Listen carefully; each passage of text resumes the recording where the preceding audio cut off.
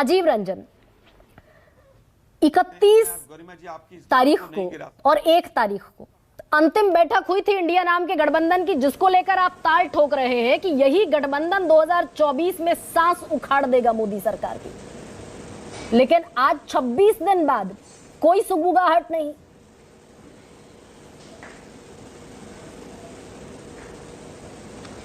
देखिए, सुगबुगाहट बैठकों का जब आयोजन होता है तब चर्चाएं होती हैं, नेशनल मीडिया में हेडलाइंस बनेंगे, बहुत सारी चीजें होंगी। लेकिन इन दलों के बीच कई कोऑर्डिनेशन कमिटीज और सब कमिटीज बनाए गए हैं, उनकी बैठकें नियमित हो रही हैं और उनके बीच बातचीत हो रही है। कई मसलों पर नेताओं के 1-to-1 भी बातचीत लगातार जारी है। इसीलिए ये कहना कि इनमें कोई बातचीत नहीं हो रही है या कोई सुगबुगाहट नहीं है, ये उचित नहीं होगा। और मैं मानता हूं कि ये एक अपराजय गठबंधन है। इसकी चुनौती का सामना करने का आज की भारतीय जनता पार्टी में तो कम से कम मादा नहीं है, क्योंकि नरेंद्र मोदी जी का करिश्मा चूक रहा है। राज्यों में इनके पास प्रभावी नेतृत्व तो नहीं है, अगर नेता हैं तो उनका असर घटा है, उनकी छवि में गिरावट निरंतर जारी है। और इसीलिए आप जिन राज्यों के चुनाव को लेकर उन प्रमुख पार्टियों की रणनीति पर जब आप बात कर रही हैं, तो इतनी बात तो तय है कि शिवराज सिंह चौहान की लोकप्रियता कमजोर हुई है, ये सब लोग मानते हैं। उन पर जिस तरह से विश्वास केंद्रीय नेतृत्व का था या नरेंद्र मोदी जी का था, वो पहले के मुकाबले कम है। इसका एहसास उन्हें भी हो गया था जब पार्लियामेंट्री बोर्ड में उन्हें और नितिन गडकरी जी को जगह नहीं मिली, उन्हें बाहर कर दिया गया। और उसके बाद ये बिल्कुल तय है कि इनमें जो एक संगठन के महामंत्री और 3 केंद्रीय मंत्रियों और 4 सांसदों को टिकट्स दिए गए, ये सीटें कमजोर हैं, ये भारतीय जनता पार्टी भी स्वीकार करेगी। लेकिन इसमें 2 चीजें हैं। शिवराज सिंह चौहान को ये जरूर महसूस करा दिया गया है कि आपके भरोसे ये पार्टी नहीं है। और इसमें 3 तो प्रबल दावेदार हैं।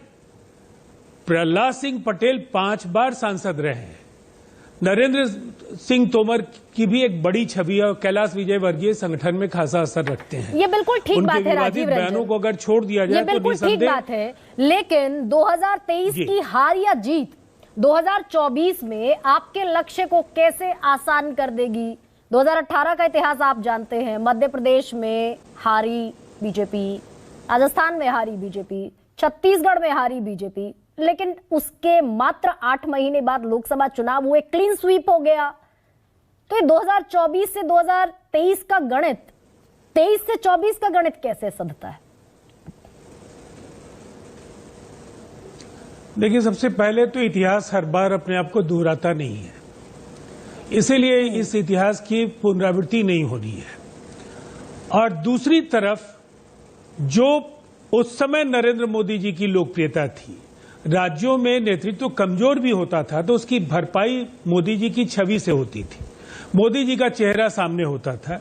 और अगर उसके बाद हार हो जाए तो निसंदेह स्थानीय नेतृत्व को सामने कर दिया जाता था और मोदी जी उससे अलग हो जाते थे। लेकिन अब हालात दूसरे हैं। अब मोदी जी अपने बलबूते एमसीडी का चुनाव नहीं जिता सकते हैं। हिमाचल एक बड़ी हार हुई और उसके बाद कर्नाटक। फिर हमारा ये मानना है कि केवल एक गुजरात, जहां आप और कांग्रेस के बीच मतों का केवल विभाजन नहीं हुआ, इनकी चुनौती भी समाप्त हो गई। चुनाव के लड़ने के पहले ही एक तरह से इनका प्रभाव क्षीण हो गया। तो मैं मानता हूं कि गुजरात के अलावा इन्हें कोई बड़ी जीत हाल के दिनों में नहीं मिली है। और हम इन 3 राज्यों की बात क्यों करें? इन 3 राज्यों में तो इनका सफाया होना बिल्कुल तय है। लेकिन राजीव जी, तेलंगाना में इनकी कोई जमीन नहीं है और दूसरे की हार आपकी जीत कैसे बनेगी? घनश्याम तिवारी क्या समझा पाएंगे?